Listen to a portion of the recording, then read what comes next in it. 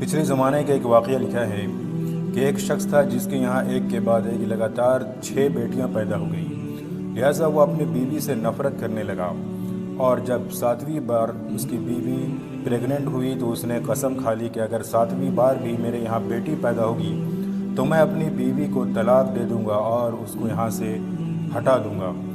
اتفاق سے اسی رات وہ خواب میں دیکھتا ہے کہ قیامت قائم ہو چکی ہے، حشر اور حساب و کتاب کا معاملہ ہو رہا ہے، اور اس کے اعمال اس لائق نہیں ہے کہ اس کے لیے جنت کا فیصلہ ہو، لہٰذا اس کو جہنم میں جانے کا حکم ہوتا ہے۔ فرشتے اس کو گھسیٹ کر جہنم میں لے جا رہے ہوتے ہیں۔ جب پہلے دروازے پر پہنچتے ہیں تو دیکھتا ہے وہ شخص کہ اس کی پہلی بیٹی کھڑی ہے اور اپنے باپ کو جہنم میں جانے سے روک رہی ہے۔ فرشتے وہاں سے ہٹ کر جہنم کے دوسرے دروازے کی طرف لے جاتے ہیں۔ وہاں پر بھی وہ شخص دیکھتا ہے کہ اس کی دوسری بیٹی کھڑی ہے اور اپنے باپ کو جہنم میں جانے سے روک رہی ہے۔ فرشتے تیسرے دروازے کی طرف پہنچتے ہیں تو وہاں پر بھی وہ شخص دیکھتا ہے کہ اس کی تیسری بیٹی کھڑی ہے اور اپنے باپ کو جہنم میں جانے سے آڑ بنی ہوئی ہے۔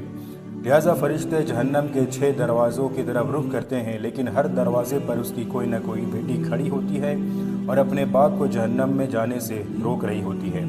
جب فرشتے اس کو جہنم کے 7ویں دروازے کی طرف لے جا رہے ہوتے ہیں تو وہ شخص کانپنے لگتا ہے، گھبرانے لگتا ہے، اس کے پاؤں لڑکھڑانے لگتے ہیں، اور اسی بے چینی اور اسی گھبراہٹ میں اس کی نیند کھل جاتی ہے۔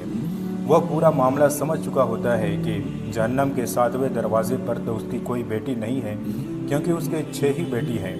لہٰذا وہ اسی ڈر، اسی خوف کی وجہ سے پوری بے چین ہو گیا، اور پھر اپنے گناہوں سے توبہ کیا اور اپنی بیوی کو اٹھا کر سارا معاملہ سنایا کہ میں نے ایسا فیصلہ کر لیا تھا، اور پھر اللہ سے دعا کرتا ہے کہ اللہ ہمیں 7ویں بار بھی بیٹی عطا فرما۔ لہٰذا جو لوگ بیٹیوں سے نفرت کرتے ہیں اور بیٹی پیدا ہونے پر ناک منہ چڑھا لیتے ہیں، ان کو اس واقعے سے سبق لینا چاہیے۔